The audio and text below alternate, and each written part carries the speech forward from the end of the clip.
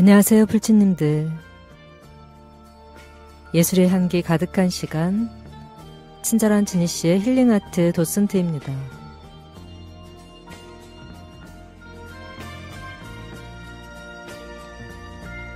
오늘 힐링아트 도슨트가 벌써 61번째 미술편인데요.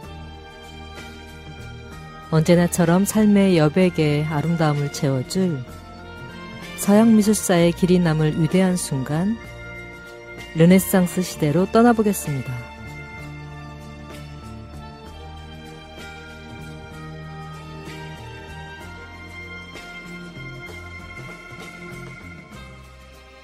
르네상스는 인류 역사가 이룬 가장 찬란한 문화적 꽃을 피운 시기라고 해도 과언이 아닌데요.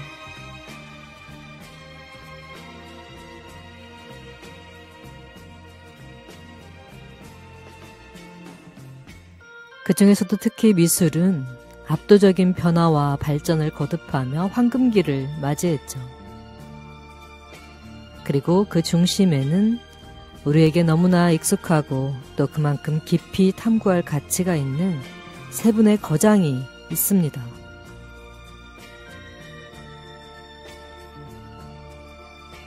잠시 후 이름만 들어도 가슴이 웅장해지는 르네상스 시대의 거장들 만나러 진씨와 함께 시공간을 초월해 르네상스의 심장부로 들어가 보겠습니다.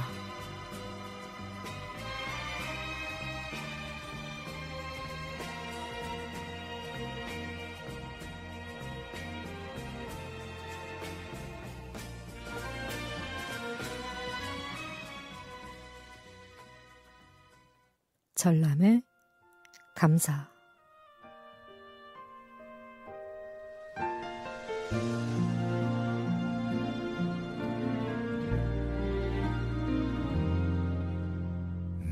눈부신 햇살이 오늘도 나를 감싸며 살아있음을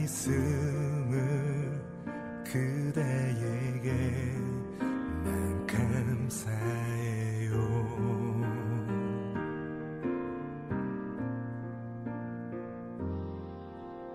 부족한 내 마음이 누구에게 힘이 될 줄은 그것만으로 그대에게 난 감사해요.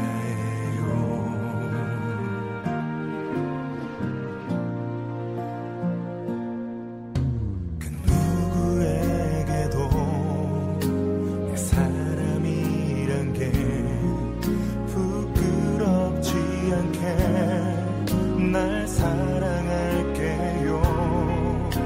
단 한순간에도 나의 사람이란 걸 후회하지 않도록 그댈 사랑할게요.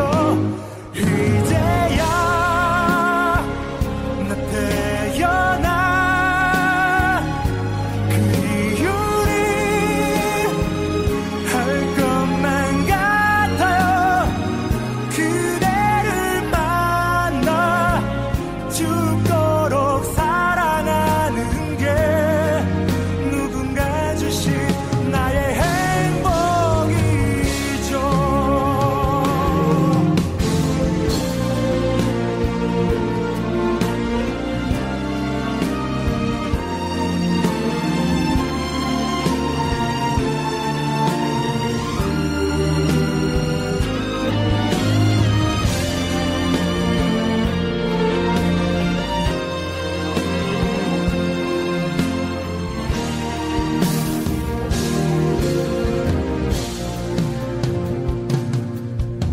그 어디에서도 나의 사람인 걸 잊을 수 없도록 늘 함께 할게요.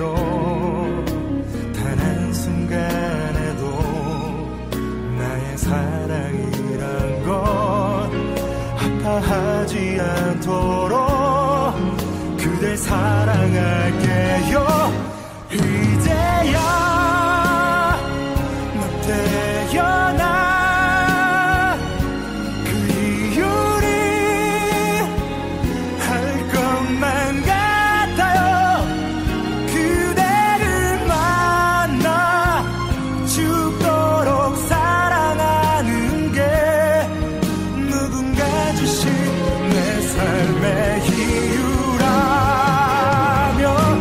더 이상 나에게 무엇도 바랄 게 없어요. 지금처럼만 서로를 사랑하는 게 누군가 주신 나의 행복이죠. 누군가 주신 나의 행복이죠.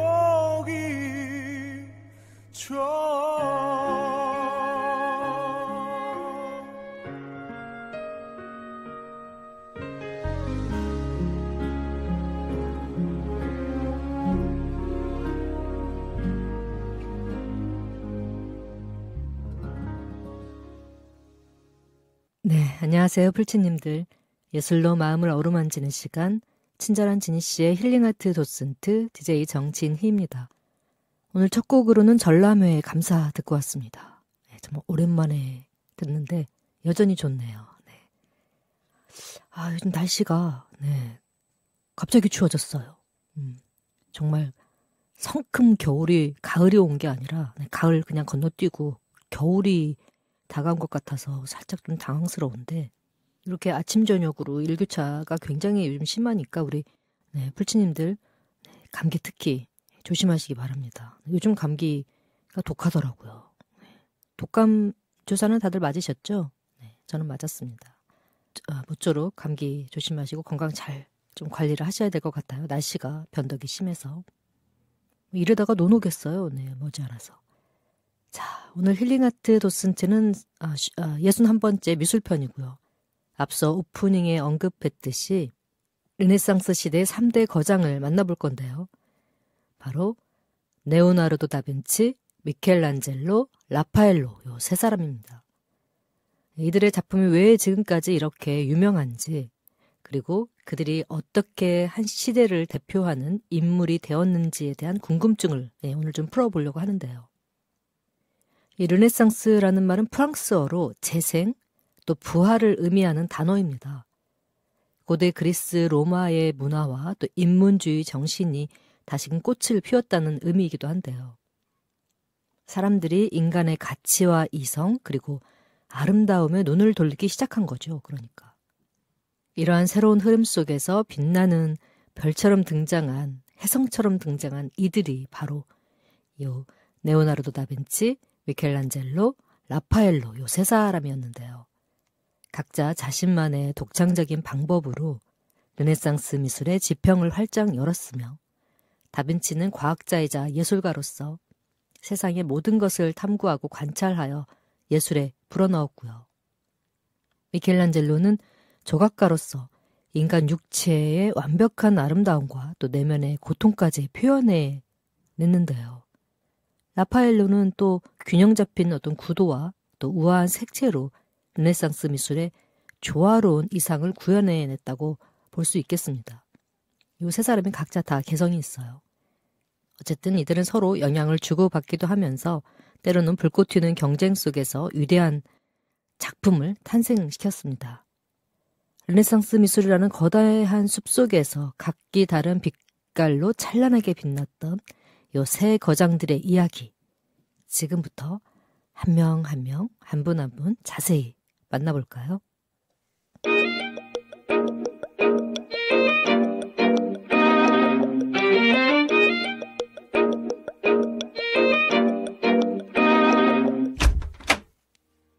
친절한 지니씨의 힐링 아트 도슨트. 네, 여러분은 지금 전주 FM 93.5MHz와 영월 FM 99.1MHz에서 보내드리는 친절한 지니씨의 힐링 아트 도슨트. 오늘은 61번째 환갑이네요, 환갑. 네. 61번째 미술편, 제가 환갑이 아니라 오늘 회차가 환갑 회차입니다. 미술편, 르네상스 시대를 풍미한 3대 거장, 레오나르도 다빈치, 미켈란젤로, 라파엘로, 요 세 사람 오늘 집중적으로 탐구 한번 들어가 볼게요. 먼저 첫 번째 1부에서는 우리 르네상스 시대를 풍미한 3대 거장 중에서 레오나르도 다빈치. 우리 옛날에 그 말장난 많이 했었잖아요. 내 오늘 안으로 디카프리오. 뭐 이런 거. 죄송해요. 웃자고 했는데 썰렁했네. 날도 추운데. 어쨌든 레오나르도 다빈치. 자, 드디어 르네상스 3대 거장 중 첫 번째 주자인 요양반 다빈치를 만나볼 시간인데요. 다빈치는 잘들 아시겠지만 우리 풀치님들도 아시겠지만 워낙 유명해서 화가이면서 또 과학자이면서 발명가이면서 해부학자이면서 음악가이면서 건축가이면서 또 뭐가 있을까요? 정말 다재다능 뭐 하나 빠지는 게 없는 어떻게 이렇게 못하는 게 없죠? 정말 천재 아닙니까? 이 정도면? 세상의 모든 학문을 탐구했던 진정한 르네상스맨 우리 다빈치인데요. 레오나르도는 다빈치라고 할게요. 이름 이상하다. 다빈치는 1452년 4월 15일 이탈리아의 피렌체 근교에서 빈치라는 마을, 작은 마을에서 태어납니다. 그러니까 그의 이름인 이 레오나르도 다빈치에서 그 다빈치는 그 본인이 태어난 그 마을, 시골 마을의 이름을 따서 그 출신 이름을 따서 마을의 이름을 따서 다빈치라고 했다고 하는 그런 말이 있습니다. 근데 사실이라고 해요. 이건 정설입니다. 맞아요. 고향 이름을 따서 그래서 레오나르도 다빈치로 했다고 합니다. 그는 사생아로 태어나서 제도권 교육을 제대로 받지 못했지만 타고난 총명함과 또 끝없는 호기심, 지적 호기심, 질문 같은 것들로 스스로에게 질문을 하면서 지식을 쌓아갔다고 합니다. 어릴 적부터 그의 뛰어난 이 관찰력과 손재주는 주변을 놀라게 했다고 전해지는데요. 죄송합니다. 14살이 되던 해 그는 피렌체의 유명 화가이자 조각가인 안드레아 델 벨로키오의 공방에 들어가서 견습생으로 이제 미술을 배우기 시작합니다. 이곳에서 조각, 금속공예, 심지어 역화까지 배웠다고 해요. 역화까지 배우는 등 하여튼 다양한 분야를 익히게 되는데 피렌체에서 화가로 명성을 얻기 시작한 다빈치는 30대 초반 밀라노의 루드비코 스포르차 공작 밑으로 들어가서 무려 17년 동안 머무르게 됩니다. 이곳에서 화가뿐 아니라 그림뿐 아니라 군사기술자, 또 축제기획자, 건축 고문, 아무튼 이런 다양한 역할을 이제 17년 동안 그 밑에서 수행을 하면서 자신의 재능을 마음껏 이제 펼쳐낸 거죠. 최후의 만찬 같은 대작도 이제 이때 탄생을 하게 되는데 레오나르도 다빈치 하면 여러분 생각나는 그림 뭡니까? 하나, 둘, 셋 했을 때 딱 떠오르는 거 최소 두 종류는 두 가지는 있을 것 같은데요. 그 눈썹으로 유명한 그 언니, 모나리자, 그리고 역시 최후의 만찬, 그렇죠? 이 작품은 너무 유명해서 많이들 아실 거예요. 이 최후의 만찬 같은 대작도 요 시기에 이제 탄생을 하게 되는데 하지만 정치적인 상황이 변하고 또 밀라노가 함락되면서 그는 다시 피란체로 또 로마로 그리고 말년에는 프랑스와 1세의 초청을 받아서 프랑스에서 여생을 보내게 됩니다.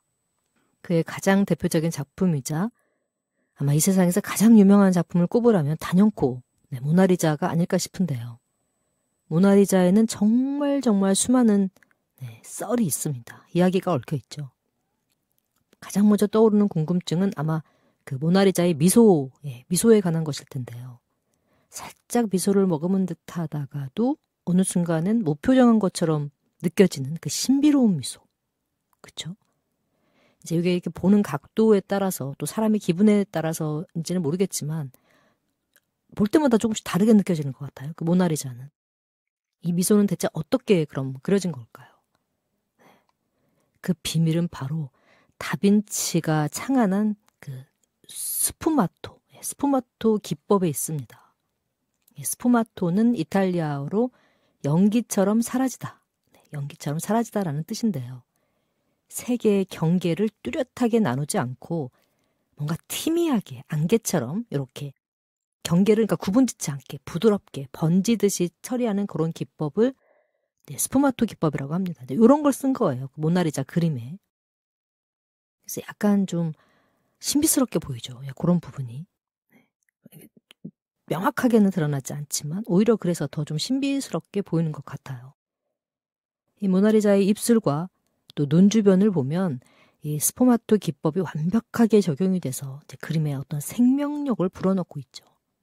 뭔가 이렇게 살아 움직이는 것 같은 그런 느낌. 덕분에 우리는 마치 살아있는 사람을 마주한 듯한 생생한 느낌을 받게 되죠. 다빈치는 이를 통해서 인체의 구조와 자연을 이제 정밀하게 연구하고 이를 작품에 반영해서 당시에는 볼 수 없었던 생동감을 만들어냅니다. 그리고 또 한 가지 흥미로운 사실은 모나리자에게는 눈썹이 없어서 그림을 미완성으로 보시는 분들이 좀 많았었죠. 왜 눈썹이 없지? 그리다 말았나? 뭐 이런 식으로 생각하시는 분들도 있었고 또 뭐 당시 유행에 따라서 눈썹을 밀었을 것이다 라는 다듬다가 밀었나? 실수로? 뭐 이런 썰도 있었는데 사실은 오랜 세월이 지나면서 그림 표면의 유약이 이제 부식되거나 또 복원 과정에서 유실된 것이라고 합니다. 그러니까 원래는 눈썹과 이제 속눈썹이 섬세하게 그려져 있었다고 해요. 그런데 이제 세월의 흔적에 그렇게 됐다고 하네요. 눈썹이 사라진 겁니다. 참 얄궂네요. 그죠? 모나리자 그림의 그 배경 또한 다빈치 고향 마을의 풍경이라는 아까 제가 처음에 시작할 때 말씀드렸듯이 그런 얘기가 있고 이거는 뭐 거의 유력하게 제기되는 정설입니다. 정설. 그 모나리자 그림 보면 뒤에 마을 배경이 있잖아요. 그 마을이 바로 그 빈치 마을이라는 거죠. 또 이제 신비로운 산세와 그 강물이 펼쳐진 풍경이 바로 이 다빈치가 자란 마을 주변과 실제로도 굉장히 많이 흡사하다고 합니다. 이제 그래서 그 뒤에 풍경이 다빈치가 자라고 낳고 자란 그 빈치 마을이 아닌가라고 이제 이렇게 추측을 하는 거죠. 고증을 거쳐서 추측을 한 겁니다. 어느 정도 신빙성이 있다고 봐야겠죠. 그러니까 이렇게 모나리자는 그 자체로 다빈치의 모든 것을 담아낸 상징적인 작품이라고 할 수가 있겠네요. 그렇다면 왜 모나리자는 이렇게까지 세계에서 가장 유명한 그림이 됐을까요? 그 이유는 바로 작품의 내추럴한 표현에 있습니다. 자연스러운 표현. 다빈치는 인체를 해부하면서 엄청난 연구를 거듭했고 그 결과를 자신의 그림에 이제 적용을 한 겁니다. 다빈치 노트에는 해부학적인 연구와 또 다양한 실험들이 기록되어 있는데 그가 그린 해부도는 오늘날 의학 교과서에서도 의대생들이 사용해도 될 만큼 정밀하고 또 세밀하게 그려졌다고 하네요. 다음으로 다빈치의 또 다른 대작, 여러분들 짐작하시는 그 작품 빼놓을 수 없죠. 최후의 만찬입니다. 최후의 만찬. 이 작품은 예수님이 제자들과 마지막 식사를 하는 장면을 12제자와 식사를 하는 장면을 그린 것인데 밀라노의 산타마리아 멜레 그라치에 이 성당 식당 벽에 그려진 대형 벽화입니다. 많은 분들이 이 작품이 이제 프레스코 기법으로 그려졌다고 알고 계실 텐데요. 사실 다빈치는 이 작품에서 기존의 그 전통적인 프레스코 기법 대신 새로운 시도를 했습니다. 프레스코는 젖은 회벽에 그림을 그려야 해서 작업 속도는 빠르지만 수정이 어렵다는 어떤 단점이 있었거든요. 완성 후에는 색이 이제 벽에 이렇게 스며들어서 오래 보존된다는 장점도 있었지만 어쨌든 수정이 어렵다는 너무 빨리 그림 이제 작업 속도는 빠르지만 젖은 이제 회벽에 그림을 그려야 해서 이게 쉽지만은 않았겠죠. 수정이 어렵다는 거. 이제 이게 큰 단점인 거죠. 이제 보존에는 또 장점이 있지만 뭐가 됐든 우리 다 장단점이 있긴 하죠. 반면 다빈치는 이 유화 물감으로 그림을 그리기 위해서 마른 벽에 직접 그림을 그리는 이른바 세코 프레스코 기법을 사용했다고 합니다. 이게 보통은 프레스코 우리 이제 성당 벽에 가서 보면은 그 천정화 같은 게 다 프레스코 기법으로 된 거잖아요. 그런데 그러니까 젖은 회벽에 그림을 그린 건데 이제 이런 속도는 빠르지만 수정이 어렵다는 단점을 보완하기 위해서 이제 본인이 개발을 한 거죠, 다빈치가. 그래서 유화 물감으로 그림을 그리기 위해서 마른 벽에 직접 그림을 그리는 세코 프레스코 기법을 이제 본인이 사용했다고 합니다. 하지만 유화는 덧칠이나 수정이 가능해서 섬세한 표현에는 유리했지만 벽화에는 어쩐지 잘 맞지 않는 그런 표현 방식이어서 좀 탁하죠, 유화는. 최후의 만찬은 완성 직후부터 빠르게 이제 손상되기 시작했고 오랜 세월 수많은 복원 작업을 거쳐야만 했다고 합니다. 그러니까 원래 하던 대로 했어야 되는데 이제 보존에다 방점을 찍었다면 그냥 일반 프레스코 기법으로 했다면 뭐 보존에 크게 문제가 없었겠지만 수정하는 거 단점을 좀 보완하고자 본인이 새롭게 개발한 그 유화 기법으로 했지만 결론은 그렇죠. 너무나 빨리 변색이 되고 또 손상이 돼서 복원을 하는데 굉장히 많은 시간과 또 돈과 인력이 들어갔다는 그런 얘기가 있습니다. 그래서 지금 우리가 요즘 보는 그 최후의 만찬은 원작의 완벽함과는 좀 거리가 있지만 그럼에도 불구하고 작품 속 인물들의 어떤 표정과 제스처 그리고 극적인 구도는 여전히 깊은 울림을 주고 있습니다. 다빈치는 또한 이 작품에서 혁신적인 시도로 또 미술사에 큰 영향을 미쳤는데요. 예술을 중심으로 원근법을 이제 활용해서 모든 시선이 예수에게 집중되도록 했고 제자들의 얼굴 하나하나에 어떤 인간적인 감정과 표정, 그러니까 드라마를 불어넣은 거예요. 실제로 최후의 만찬에 등장하는 그 12제자들의 얼굴을 한번 자세히 보시면 굉장히 표정이 살아있어요. 정말 실감나는 그런 표정을 하고 있습니다. 마치 연극의 한 장면을 이렇게 그린 것처럼, 그런 한 컷인 것처럼, 그런 느낌이 드는, 느낌이 굉장히 생생하게 그림이 이제 묘사가 된 거를 보실 수가 있습니다. 다음에 혹시 최후의 만찬을 보실 일이 있다면 그 12제자들의 표정을 좀 더 집중해서 한번 보셔도 좋을 것 같아요. 또 그런 재미가 있습니다. 예수님이 너희 중 한 명이 나를 배신하리라 라는 말에 반응하는 제자들의 어떤 놀라움, 분노, 슬픔, 당혹스러움 뭐 이런 표정들이 그러니까 그 12제자의 그 얼굴에 드러나는 거죠. 왜냐하면 예수님이 그 제자들을 앉혀놓고 너희 중에 한 명이 나를 배신할 거다라고 했으니 얼마나 놀랐죠. 제자 중에 배신하다니 감히 있을 수 없는 일인데 이미 그렇게 예수가 예언을 했고 그래서 그 말에 분노하고 놀라고 슬퍼하는 그런 모든 복합적인 감정이 표정이 드러나 있는 최후의 만찬. 정말 연극의 한 장면처럼 펼쳐지고 있습니다. 이렇게 레오나르도 다빈치는 과학과 예술의 경계를 넘나들며 끊임없는 탐구와 실험 정신으로 르네상스 미술의 새 지평을 열었고요. 그의 작품들은 인간과 자연에 대한 깊이 있는 이해와 성찰을 담고 있기에 시대를 초월해 지금까지도 우리에게 큰 영감을 주고 있습니다. 전미도, 버터플라이, 샘킴, Love Me Like That 두 곡 듣고 올게요.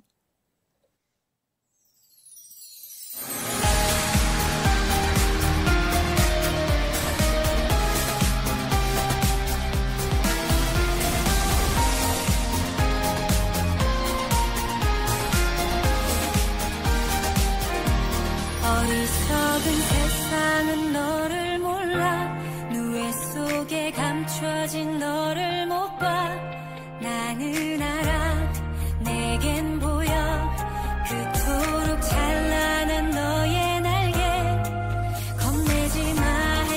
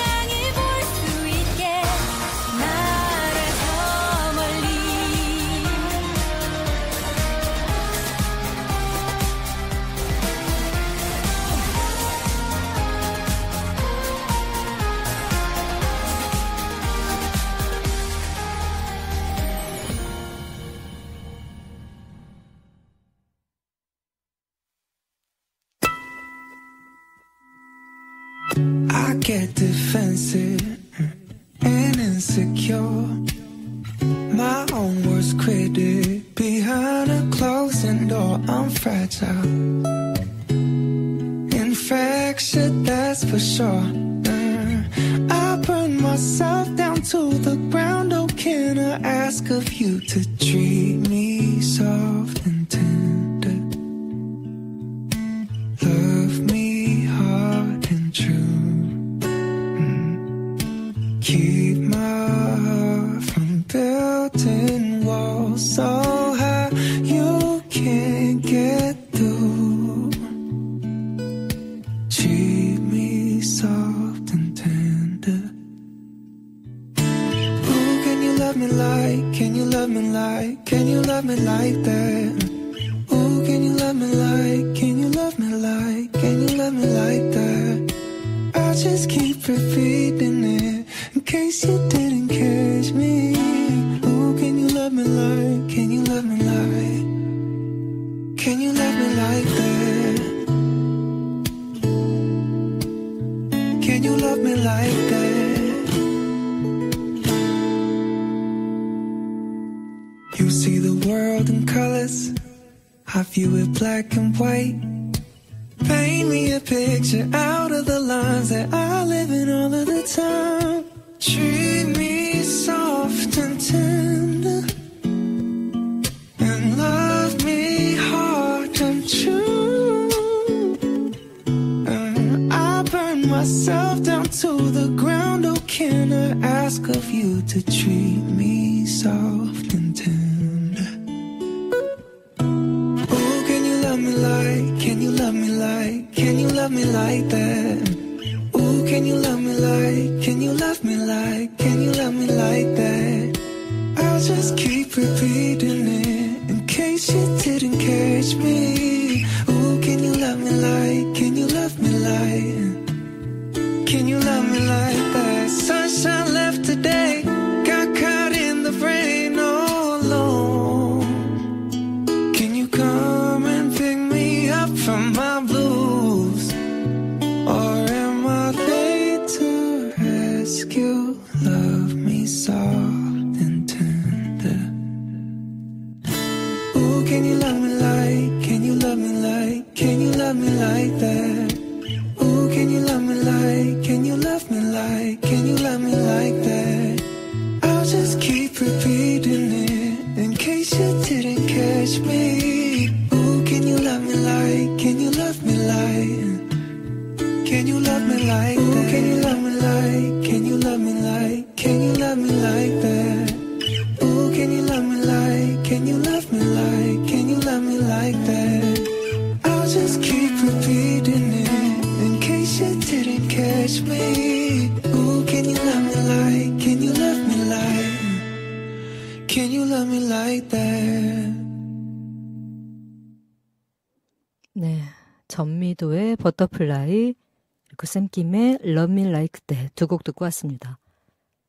자, 여러분은 지금 전주 FM 93.5MHz에서 보내드리는 친절한 지니씨의 힐링아트 도슨트, 네, 오늘은 61번째 미술편, 르네상스 시대를 풍미한 3대 거장, 레오나르도 다빈치, 미켈란젤로, 라파엘로, 이 세 분과 함께하고 있습니다.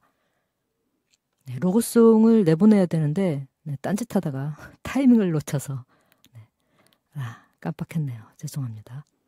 자, 2부 순서 들어갈게요. 2부. 2부는 레오나르도 다빈치가 지적인 탐구자였다면 이제 2부에서 만나볼 미켈란젤로는 불굴의 의지로 인간의 한계를 시험했던 예술가라고 할 수 있겠습니다.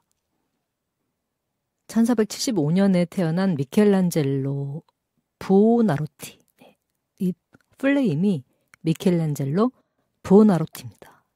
미켈란젤로는 조각, 회화, 건축, 시까지 요 다방면에서 역시 천재적인 재능을 보였고 미켈란젤로의 그 삶은 다빈치만큼이나 또 파란만장했습니다. 다빈치도 뭐 못하는 게 없는 천재였는데 우리 미켈란젤로도 만만치 않네요. 요 시절에는 적어도 정말 한두 가지 잘해서는 네, 인정을 못 받던 시기였나 봐요. 뭐 그림만 보통 뭐 회화면 회화, 건축이면 건축, 조각이면 조각. 요즘 굉장히 이게 전문화됐잖아요. 요즘 현대미술에서는. 그런데 요때는 요 모든 분야를 다 아우러야지만 인정을 받을 수 있는 그런 시대였나 싶은 생각도 들고 그만큼 능력이 또 있었겠죠. 어쨌든 대단합니다. 어린 시절부터 예술적 재능을 보였던 요 미켈란젤로는 피렌체의 메디치 가문, 그 유명한 메디치 가문에서 후원을 받으면서 고전 예술에 깊이 몰두하며 자랍니다. 조각가로서 그의 명성을 확고히 한 것은 바로 20대 후반에 완성한 대리석 조각, 그 유명한 피에타와 다비드였습니다. 미켈란젤로 하면 빼놓을 수 없는 게 이 조각상이 피에타와 다비드죠. 차갑고 단단한 대리석에 생명력을 불어넣는 그 미켈란젤로의 능력은 당대 최고였지만 우리에게 이 미켈란젤로라는 이름을 각인시킨 최고의 걸작은 아마도 그렇죠? 여러분들 지금 짐작하시는 로마 바티칸의 시스티나 예배당 천장화로 유명한 바로 그 그림. 보통은 우리 천지창조라고 하지만 원래 이름은 아담의 창조라고 합니다. 근데 뭐 아담의 창조, 천지창조 또는 뭐 그냥 시스티나 예배당 천장화 이렇게 세 가지로 부르기도 합니다. 요 같은 작품을 말해요. 여러분들은 보통 이제 천지창조로 많이들 알고 계시죠. 그렇게 이름을 부르죠. 같은 작품입니다. 다 세 가지가. 그래서 이 시스티나 예배당 천장화는 교황 줄리우스 2세의 명으로 시작된 작업이었는데 원래 조각가였던 미켈란젤로는 처음에는 이 천정화 작업을 거절했다고 합니다. 그림은 자신의 그 전문 분야가 아니라고 생각했기 때문이라는데 특히나 천정의 그림을 그리는 작업이 당시로서는 정말 상상하기 힘든 고난이도의 일이었다고 해요.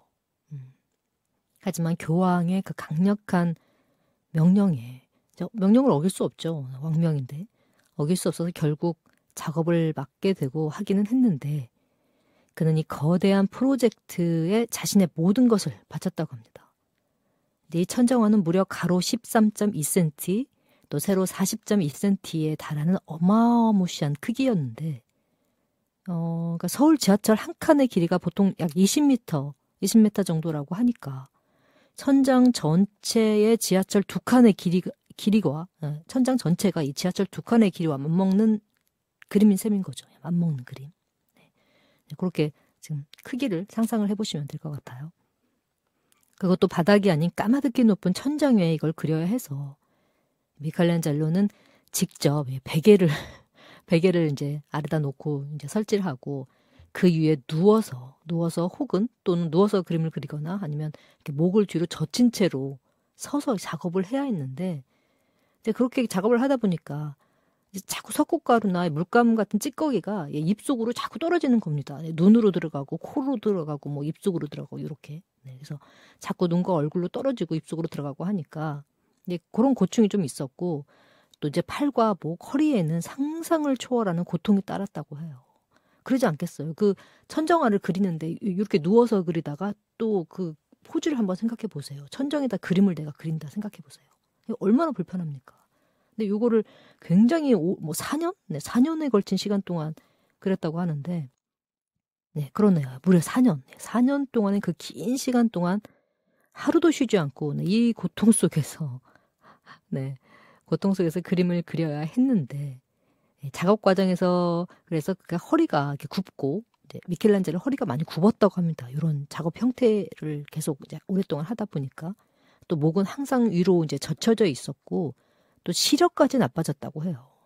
전체적으로 뭐 이 정도면 산재 처리해야 되는 거 아닙니까? 교황한테. 시스티나 천장화를 명령한 그리라고 강제한 율리어스 2세한테 좀 해야겠네요. 산재 처리해야겠어요. 이 정도면. 하지만 미켈란젤로는 결국 포기하지 않았습니다. 죄송해요. 약간 감기기가 있어서 목이 좀 안 좋습니다. 육체적인 고통 속에서도 그는 이 작업을 신과의 대화처럼 여기면서 예술적 진념을 불태웁니다. 시스나 예배당 천장화의 주제는 창세기 이야기인데 저는 이제 성경을 잘 모르지만 창세기 이야기입니다. 그 중에서도 가장 유명한 장면은 바로 그 아담의 창조. 방금 말씀드린 천지창조, 그 장면이죠. 캔버스 위에 인물을 그려넣듯 천장의 석회 반죽 위에 거대한 인물들을 생동감 넘치게 그려냅니다. 인물들은 하나하나가 마치 조각상처럼 웅장하고 강력한 생명력을 뿜어내고 있는데요. 특히 아담에게 생명을 불어넣는 그 창조주의 손끝과 아담의 손끝이 서로 이렇게 닿을 듯 말 듯한 그 순간의 포착, 그 순간의 표현은 인류 역사상 가장 위대한 장면 중 하나로 꼽히기도 합니다. 여러분들 지금 상상 한번 동원해보세요. 상상력을. 그 그림 있잖아요. 이렇게 손을 이렇게 맞대듯이 이렇게 찌릿찌릿하는 그 장면. 바로 그 그림을 지금 머릿속에 떠올리시면 될 것 같아요. 그의 손에서 창조된 인물들은 신성과 인간성을 동시에 담고 있고요. 그 압도적인 규모와 섬세한 표현력은 보는 이로 하여금 감탄과 경외감을 불러일으키기에 충분합니다. 미켈란젤로의 강인한 성격은 당시 이제 교황 2세, 그러니까 율리우스 2세의 관계에서도 잘 드러났는데요. 교황은 이제 걸핏하면 작업을 독촉하고 또 불만을 표했지만 빨리빨리 하라 이거죠. 너무 느려. 좀 빨리 좀 속도 좀 내. 이렇게 항상 좀 잔소리를 좀 했던 것 같아요. 우리 교황님께서. 성질이 좀 급하셨네.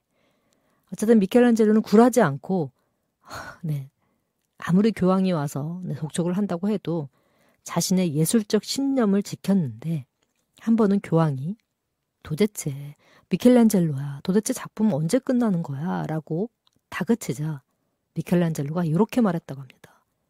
제가 끝낼 수 있을 때 끝냅니다.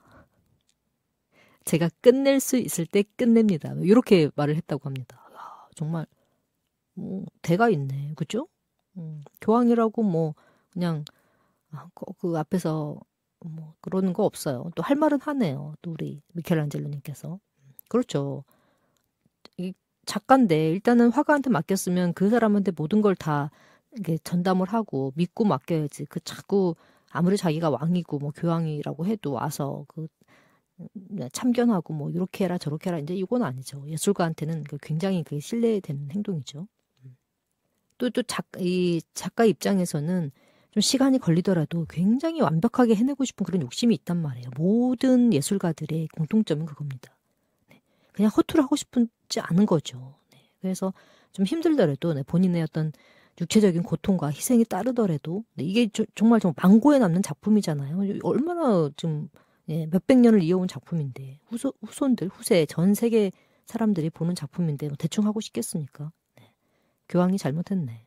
어쨌든 그런 불굴의 의지와 신념, 이런 마인드, 그렇죠? 예술가, 아티스트 오늘 발음 왜 그러죠? 아티스트로서의 그런 신념과 철학이 묻어난 바로 그 작품이 이 천지창조, 아담의 창조라는 작품에 그대로 고스란히 녹아 있습니다.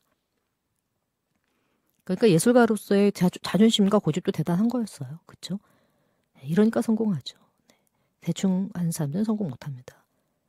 또 이 미켈란젤로에게는 늘 따라다니던 라이벌이 있었는데 바로 오늘 우리가 만나볼 세 번째 거장 라파엘로입니다. 라파엘로. 이름이 비슷하죠.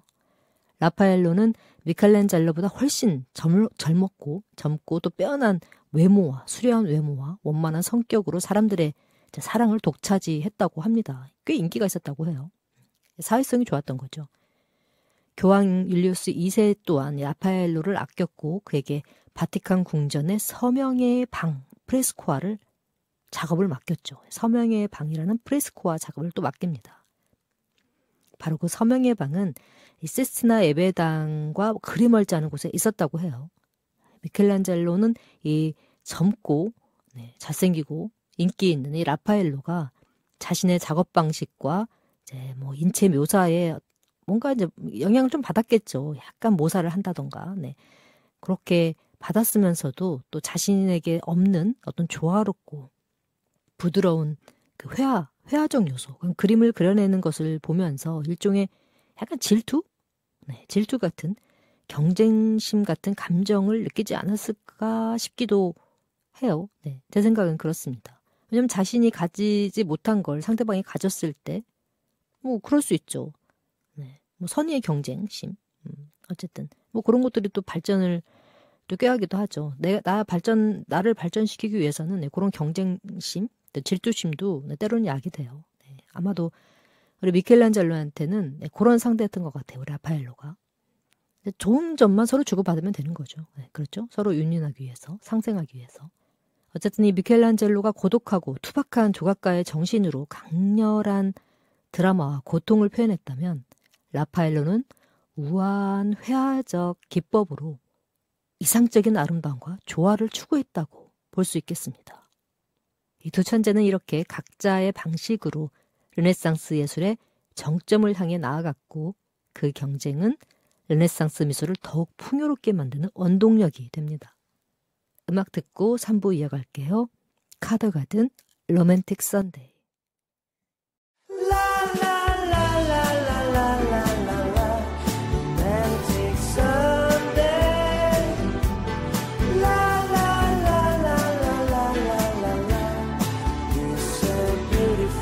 어린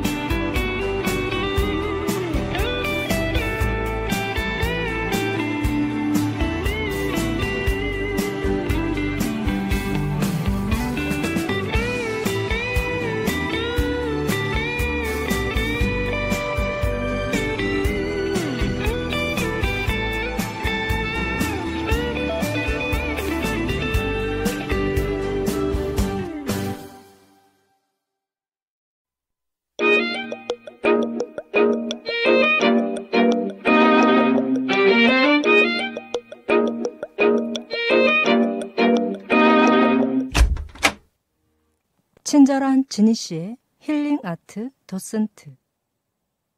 네, 여러분은 지금 전주 FM 93.5MHz와 영월 FM 99.1MHz에서 보내드리는 친절한 지니 씨의 힐링 아트 도슨트, 오늘 61번째 미술편, 르네상스 시대를 풍미한 3대 거장, 레오나르도 다빈치, 미켈란젤로, 라파엘로의 요 세 분과 함께하고 계십니다. 자, 3부 좀 시간이 지금 많이 지체가 됐어요. 네, 큰일 났네. 빨리 해야겠어요. 자, 이제 르네상스 3대 거장의 마지막 주인공은 천상의 화가라 불렸던 라파엘로 산치오를 만날 시간입니다. 여러분들 흔히 아시는 라파엘로 맞고요.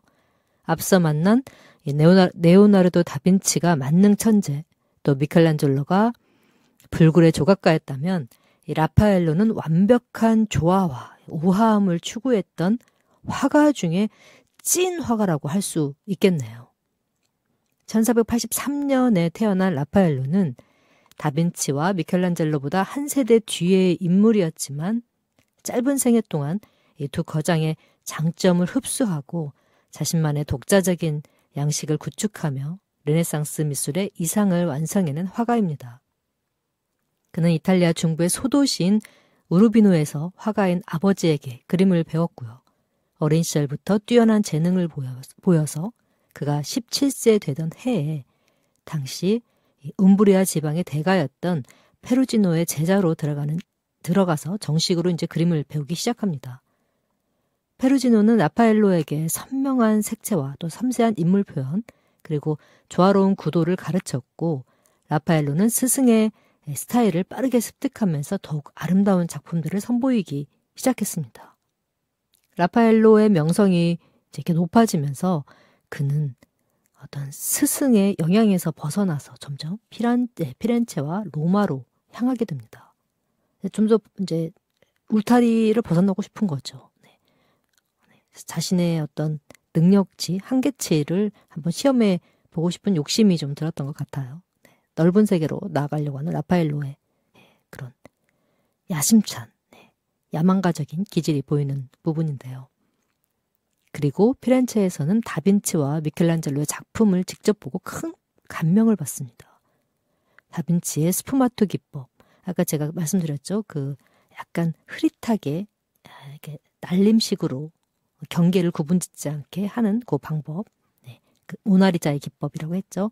그 스푸마토 기법과 인체 표현, 또 미켈란젤로의 인체 해부학적인 지식과 역동적인 자세, 이런 것들을 연구하면서 자신의 작품에 이렇게 적용하기 시작합니다. 좋은 것들은 서로 공유해야 되죠. 이렇게 약간 모방도 하면서. 창조의 기본은 모방이죠, 모방. 그는 스승의 부드러움과 다빈치의 자연스러움, 그리고 미켈란젤로의 강력함을 흡수하면서도 그 위에 자신만의 균형 감각과 우아함을 더해서 누구도 흉내낼 수 없는 라파엘로만의 스타일을 구축해 나갑니다. 라파엘로의 수많은 작품 중에서 그의 예술적 정점을 보여주는 걸작은 단연코 아테네 학당이라고 할 수 있습니다. 여러분들 잘 아시죠? 이 작품은 교황 율리우스 2세의 명으로 바티칸 궁전의 서명의 방에 그려진 대형 프레스코화 중 하나인데요. 당시 교황은 자신의 서명과 공식 문서를 보관하는 이 방에 종교, 철학, 법학, 예술을 주제로 한 그림들을 그리기를 원했고, 그중 철학을 상징하는 그림이 바로 요 아테네 학당이었던 겁니다.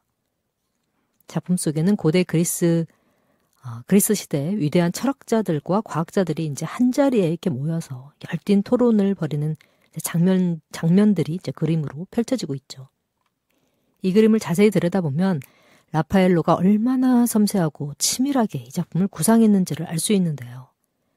웅장한 아치형 건축물 아래 수많은 인물들이 각자의 방식으로 사색하고 대화하면서 지혜를 탐구하고 있는 그 모습이 보입니다. 그 한가운데에는 두 명의 중심 인물이 서 있는데 바로 서양 철학의 양대 산맥인 플라톤과 아리스토텔레스고요. 플라톤은 하늘을 가리키며 이상세계의 중요성을 강조하고 있고, 아리스토텔레스는 이 땅을 향해서 손바닥을 펴고 있어서 현실 세계의 중요성을 역사라는 듯한 그런 모션을 취하고 있는 그 그림이 보입니다. 중앙 한가운데요. 그의 손짓과 시선은 그림 속 모든 인물들의 움직임을 조화롭게 묶어주는 그런 역할을 하는데, 라파엘로는 이 두 철학자를 중심으로 완벽한 대칭 구도와 원근법을 사용해서 그림에 깊이와 또 안정감을 부여합니다. 그런데 더욱 흥미로운 점은 라파엘로가 이 고대 철학자들의 얼굴에 당시 르네상스 시대를 대표하는 인물들의 모습을 투영했다는 건데요. 플라톤은 레오나르도 다빈치의 얼굴을, 또 헤라클레이토스는 미켈란젤로의 얼굴을 하고 있습니다. 얼굴을 바꾼 거예요. 이제 모습은 플라톤이고, 네, 그렇죠. 헤라클레이토스인데 헤라클레이토스 얼굴은 미켈란젤로로, 그리고 플라톤은 레오나르도 다빈치의 얼굴을 이제 그려넣은 거죠. 바꾼 거예요, 얼굴을. 네. 어떻게 그런 아이디어를 착안했는지 몰라요. 천재입니다, 정말. 그리고 그림의 오른쪽 구석에 정면을 응시하고 있는 젊은 남자가 보이는데 바로 라파엘로 자신의 얼굴이라고 합니다. 자신을 포함해 당대의 거장들을 고대 철학자의 모습으로 그려넣음으로써 라파엘로는 고대의 지혜와 르네상스의 정신이 이어지고 있음을 시각적으로 보여주려고 한 것 같아요. 네, 그래서 몸은 철학자인데 얼굴은 화가의 얼굴을 하고 있다거나, 그렇죠. 플라톤의 몸에 레오나르도 다빈치의 얼굴, 이런 식으로 이렇게 매칭을 해서 그림을 그린 게 아닌가 싶네요. 아테네 악당은 르네상스 시대 지식인들이 추구했던 어떤 조화, 또 이성, 아름다움, 그리고 학문의 영광을 집대성한 상징적인 작품이라고 할 수 있습니다. 각 인물들의 표정, 자세, 또 의상의 섬세한 묘사, 그리고 이 모든 것을 아우르는 완벽한 균형감. 이 균형감은 라파엘로가 왜 천상의 화가로 불렸는지를 잘 보여주고 있죠. 안타깝게도 라파엘로가 37세라는 너무나 절명했어요. 너무 젊은 나이에 세상을 떠나서 그의 작품들은 르네상스 회화의 어떤 이상적인 전형이 되면서 후대 수많은 예술가들에게 큰 영감을 주었고요. 다빈치가 열어젖힌 자연주의와 미켈란젤로의 힘찬 생동감 위에 고전적인 아름다움과 조화를 더하면서 르네상스 미술을 황금기로 이끌었습니다. 음악 한 곡을 듣고 가고 싶은데 지금 시간이 없는 관계로 바로 마무리 들어가야 할 것 같습니다. 오늘 또 반편지는 전해드리지 못하게 됐어요. 죄송합니다. 죄송하고요. 음악은 건너뛰고 바로 마무리 들어갈게요.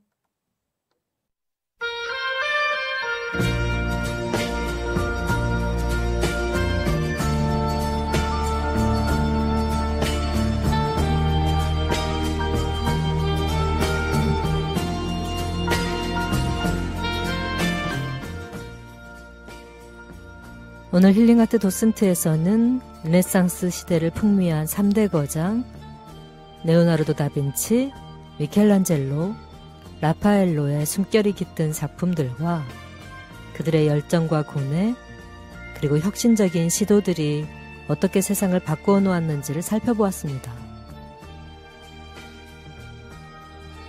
이 세 거장들은 각자의 방식으로 서로에게 영향을 주고받으면서도 결국 한 명의 스타일에 머무르지 않고 자신만의 독자적인 예술 세계를 구축해왔는데요.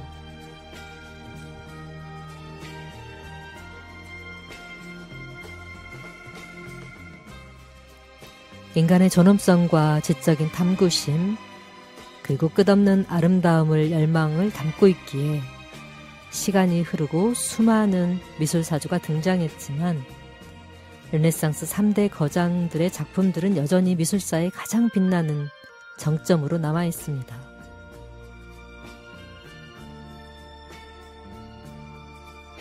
지금까지 친절한 지니씨의 힐링아트 도슨트, 저는 DJ 정진희였고요. 진씨는 다음 주에도 가꾸운 빵처럼 따끈따끈한 예술 이야기로 또 먼저 와서 기다릴게요. 너무 급하게 오늘 마무리해서 죄송하다는 말씀 드리겠습니다. 감사합니다. 덕분입니다.